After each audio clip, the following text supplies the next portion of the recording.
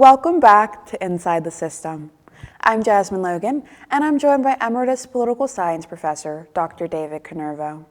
Today we'll be covering news in American politics relating to Georgia's international students getting a restraining order, farmers in Nevada struggling after cuts to a federal program, and public records being changed or taken down on government websites. So stay tuned.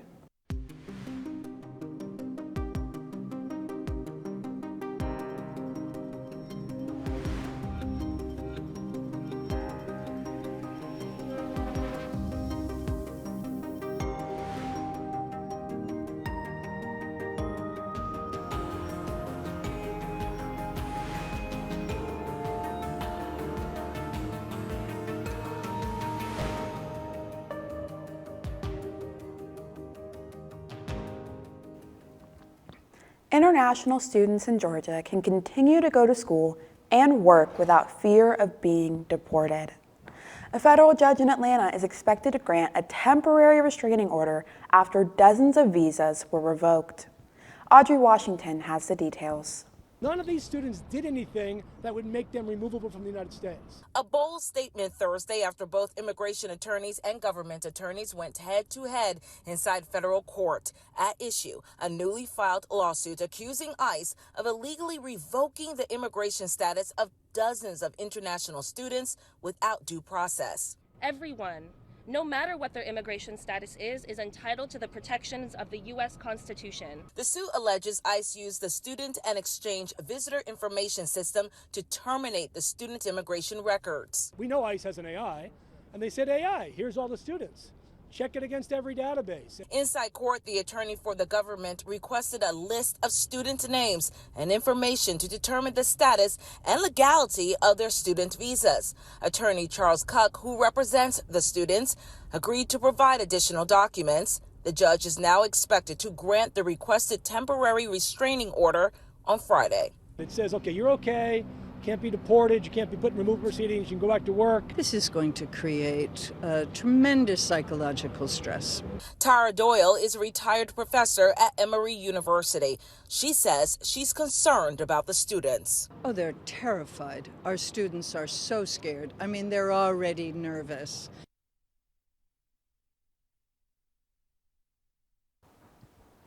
ICE has not yet responded to a request for a comment. Additionally, a preliminary injunction hearing is scheduled for this Thursday. Dr. Canervo, what does this temporary restraining order against ICE signal about the relationship between our current government and immigration policies? Well, the immigration policies in this country have been under attack because they really haven't been working very well for quite a while. This administration came into office saying that they were going to be tough on immigration, that they were going to, in fact, deport lots and lots of immigrants into this country, supposedly primarily those who were here illegally, but certainly those students who were in Georgia colleges, but in colleges around the country, are here illegally on what are called student visas.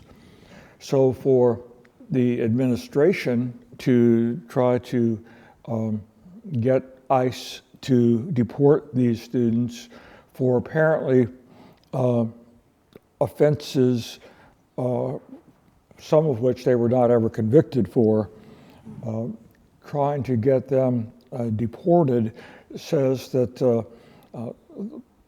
the current administration is trying to go much further and much harder in its actions against the immigrant students than has certainly happened before.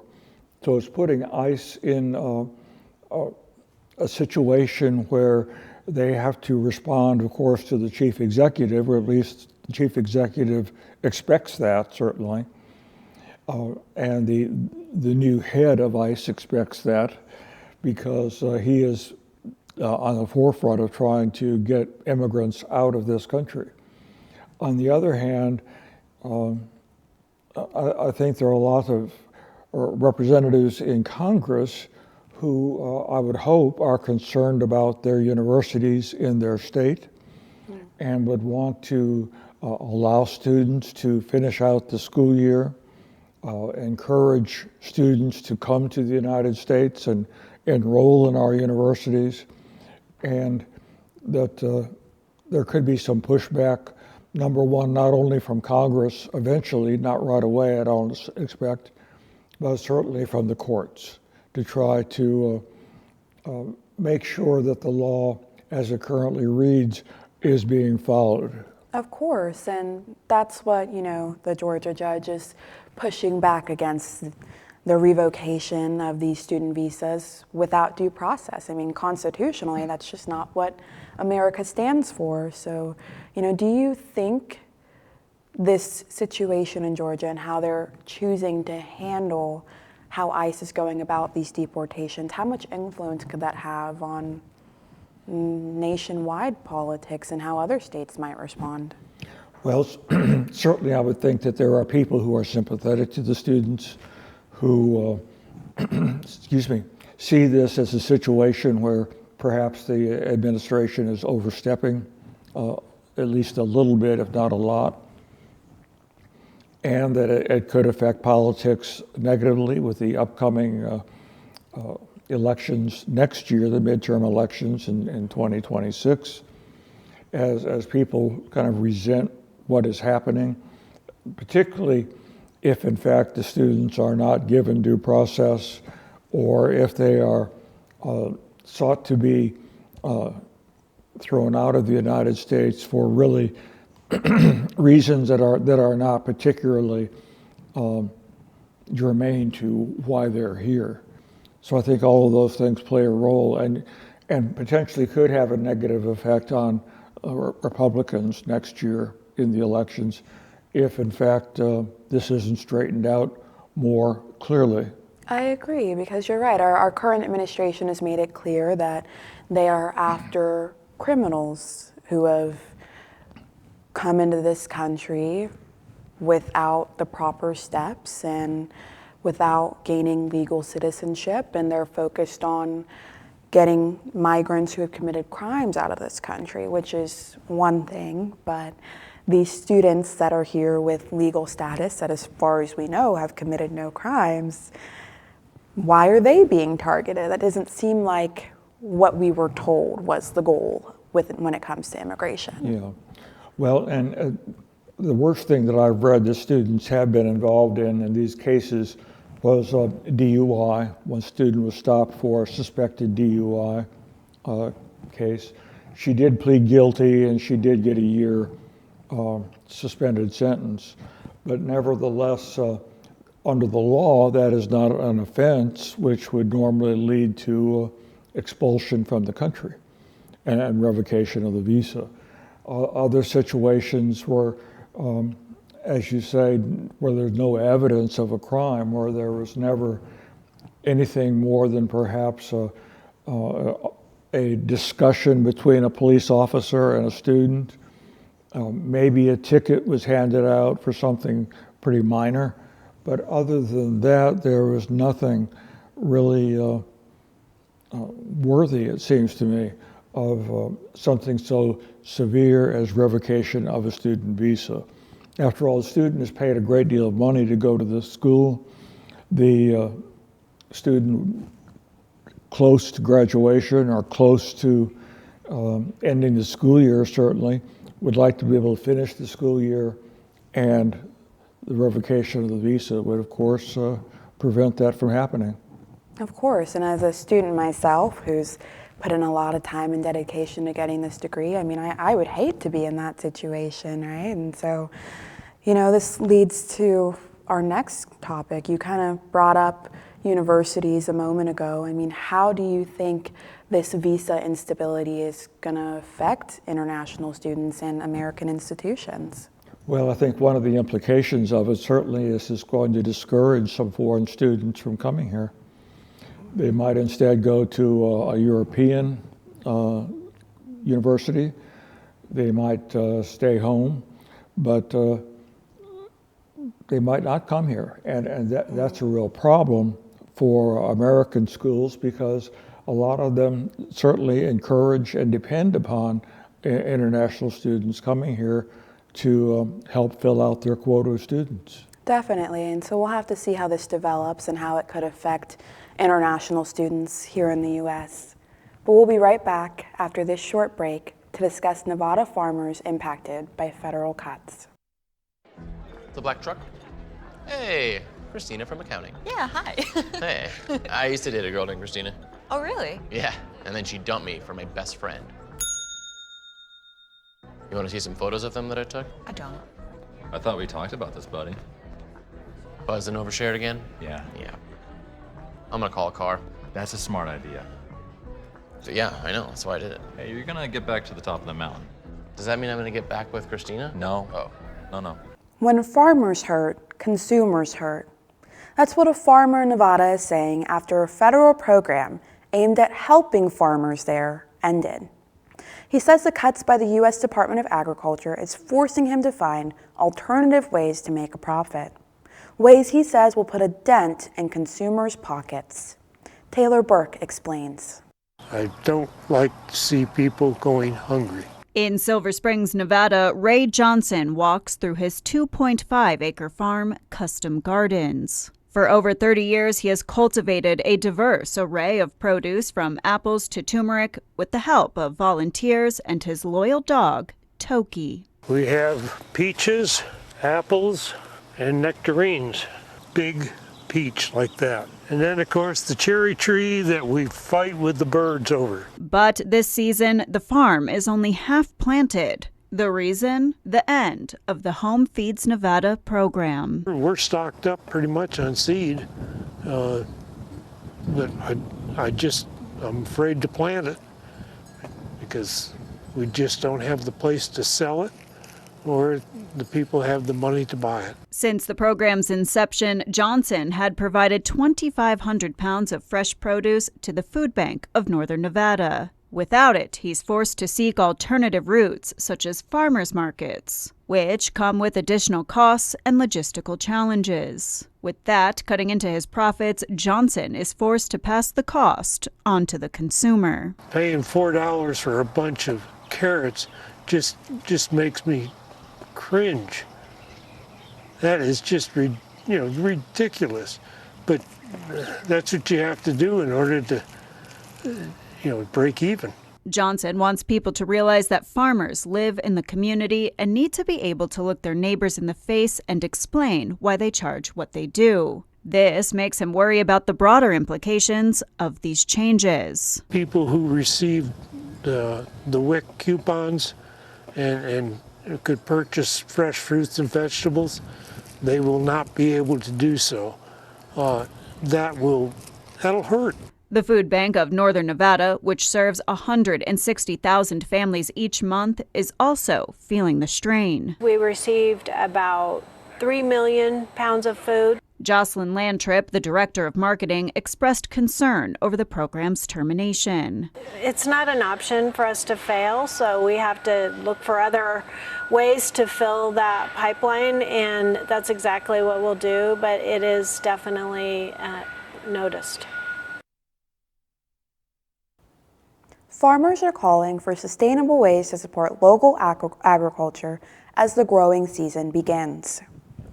Dr. Canervo, can you explain what this federal program was and why it could have been cut by the USDA?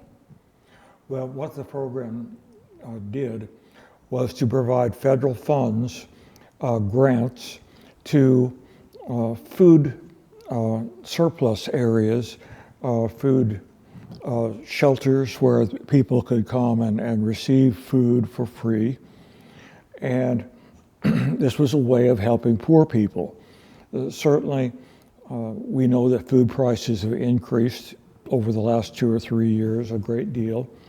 And more people are feeling food insecure, that they don't have the amount of and kinds of food they really need to have for their families. And so these food locations would be available for people to simply go and, for free, pick up food for them to take home to feed their families. The federal government would give these places money to buy from local farmers. Most of these farmers were family farms that are smaller than the large agribusinesses that exist. And so it was a way of helping not only poor people, but also helping the smaller family farms be able to sell their products. That makes sense. Why do you think it could have been cut by the USDA? Well, I think it was part of the DOGE program. They saw it as a way of providing efficiency. I think they believe, rightly or wrongly, that these kinds of programs might better be served at the state and local level rather than a federal budgetary item that the federal government has to pay for. Nevada farmers, perhaps, they reason could be better served by the Nevada state government providing this kind of grant to the food shelters as well. So that would be my guess. I get what you mean, but do you believe that local and state governments will be able to fill in the gaps for the lack of agricultural funding on a federal level? I think it's going to be hard for the state and local governments to pick these kind of program up, at least immediately. They have to budget for it, obviously. State and local governments must maintain balanced budgets, unlike the federal government, which can go into a deficit. And so for the federal government to immediately say, well, this is something we're going to stop, you all pick it up and take care of it, is not something which is just going to happen overnight. And so the result is that the food handout places are closing, and the farmers are now very frightened because they have lost an important market for their product. And so it's a lose-lose situation. Poor people can't get the food that they want and need, and the farmers don't have a market for the product that they've spent a lot of money and time growing. And so it really is a severe loss for the farmers, particularly the smaller family farmers, which are running on very thin margins and are much less stable than some of the larger agribusinesses. And of course, for the farmers and the consumers, on top of all this are the tariffs, which have led to American farm products being shut out of previous markets. China, for example, has stopped accepting soybeans and grain and corn from the United States, which is a major market for American farmers. Without that market, what are they going to do with their product? Of course, so this is just another hit for the farming and agricultural industry. And like our Nevada farmer said, when farmers are hurting, consumers are hurting. And that's the last thing we need with prices already increasing. But if federal support for agriculture in the U.S. continues to shrink, how do you think this could affect the American food system overall? Well, it's going to be an additional problem. On the one hand, as food supplies are reduced, it means food prices will continue to go up. Farmers are going to have to grow less because they can't afford the seed and the fertilizer. Fertilizer, for example, has gone up tremendously in price because of the tariffs on potash from foreign countries. And so there's a real continuing decline, it seems to me, for both the poor person, the consumer, and the farmer, and it's going to be just getting worse. That's very unfortunate, and we'll have to see how farmers are able to respond to this now lack of federal funding. But we'll be right back after this short break to discuss public military records being changed on government sites. So stay tuned. My Shiro doesn't always wear a cape, but she always has time for a hug, a smile, for going the extra mile. My Shiro stretches every dollar, puts in long hours, puts others first. But now it's your time, Mom. When you're ready to retire, we want you to be able to enjoy it. It's time to start saving now. A free 3-minute online chat can give you the personalized tips you need to start boosting your retirement savings today. Visit aceyourretirement.org/Shiro. Thanks for sticking around. To close out our segment today, we'll be talking about a recent trend with government websites. A Colorado woman has the distinction of being the first woman to fly with the Air Force Thunderbirds. However, her story has since been taken down from government websites. As Mark Salinger reports, she says the removal was because it was considered diversity, equity, and inclusion, or DEI. Yes, sure. I flew F-15E Strike Eagles in 3 operational fighter squadrons. I had the privilege of commanding a fighter squadron, and I also served as a pilot with the United States Air Force Thunderbirds and was, in fact, the first woman to do so. Nicole is a retired U.S. Air Force colonel. She served our country for 21 years. Plenty of articles have been written about her and published to military websites. When you click on that link, it'll literally say 404, page not found. Now some of those articles have been removed. The military says the topics are considered diversity, equity, and inclusion, or DEI. And it's been really just shocking to me to see that we would censor the historical fact, the historical stories, the historical contributions of service members and veterans. Stories about Nicole with headlines like, "A Life in Flight for First Woman Thunderbirds Pilot" used to be on military websites. Now they've been taken down. An Air Force public affairs team called me today to say they were removed in compliance with President Trump's directives to remove DE&I content. There was indeed a time when women and minorities could not serve in our military. There was indeed a time when women and minorities could not, fly aircraft in defense of their country. And so for us to act like those barriers never happened or those barriers were never broken is to completely ignore our history. Nicole says other female aviators have experienced the same thing. I can't believe something like this is happening in the country whose uniform I wore. Now she's questioning why her accomplishments can no longer be celebrated by the military she served. For us to turn around and say you're good enough to serve but not good enough to be remembered is a complete slap in the face. It has been well reported around the country that the Trump administration has worked to remove content they consider DEI from government websites. The Air Force Public Affairs team says that the reason these articles about Nicole Malachowski were purged, they say they're following the president's directive. Dr. Canervo, how significant is it when government agencies remove historical content for its perceived connection with DEI? Well, I think it's ridiculous, actually.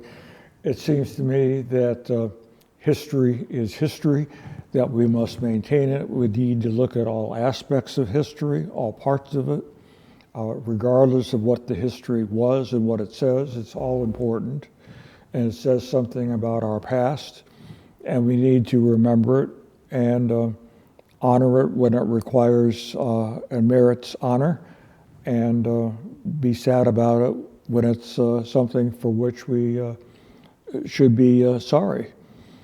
And so it seems to me that for them to remove a photograph of a woman who has accomplished something is very unfortunate. There seems to be the assumption here that DEI is pushing people and rewarding people regardless of merit, and assumes that these people don't have merit, that they don't have skills, that they don't have talent, but rather they were just given these positions because of what they look like or what gender they were.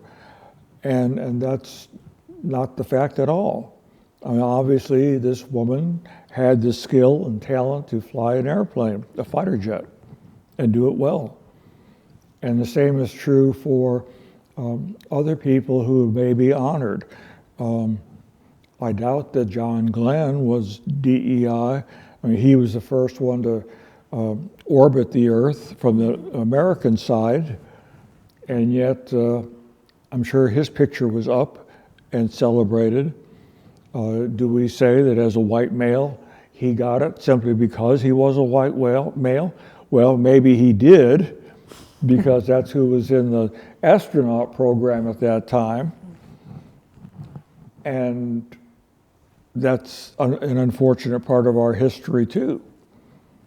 And so it just seems crazy to honor only white males, when in fact they were the only ones who in many cases were given a chance to begin with, whereas somehow honoring Hispanics, African Americans, women, Asians, whoever else, that these people were given something that they didn't deserve.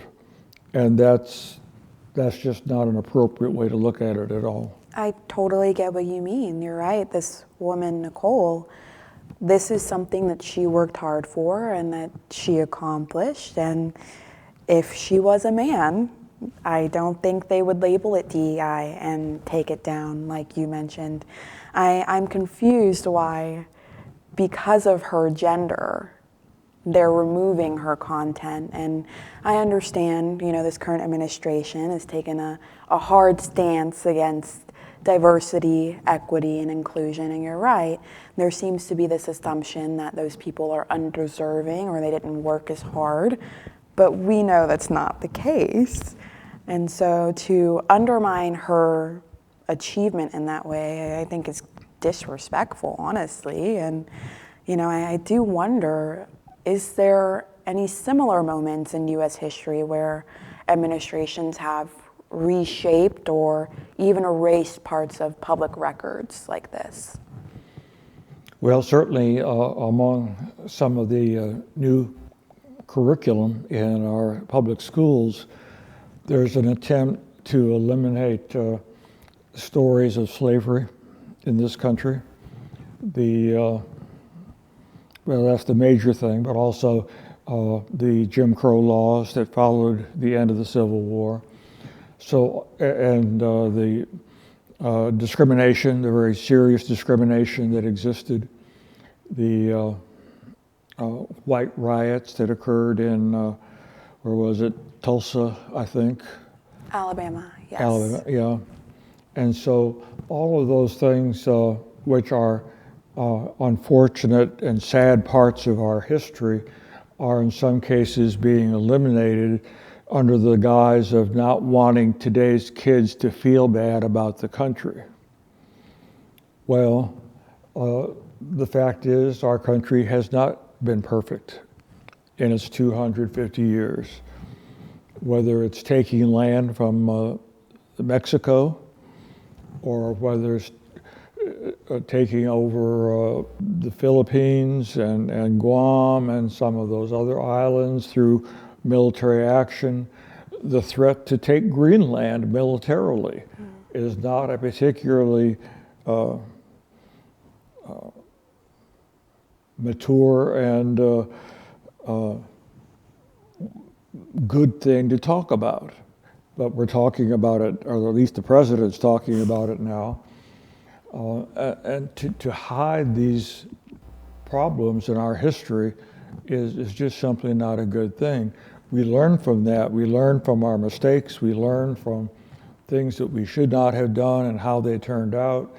And to ignore it, I think, is just not appropriate at all. I agree. You're totally right. Ignoring our country's important history, the good and the bad, it doesn't change what happened. And in fact, I think that could stifle the moves that we're making now, right? History is so important because it helps to give us a good picture of where we came from and where we want to go next. And I just hope that, these moves, when it comes to taking this historical content off government websites, doesn't affect our country's idea and knowledge about our true history. Sure. Well, guys, unfortunately, that is all we have for you today. Thanks for tuning in for another season of Inside the System. Although this is the last episode of this season, don't worry, because we will be back again next fall. Good luck with finals, everybody. See you next time.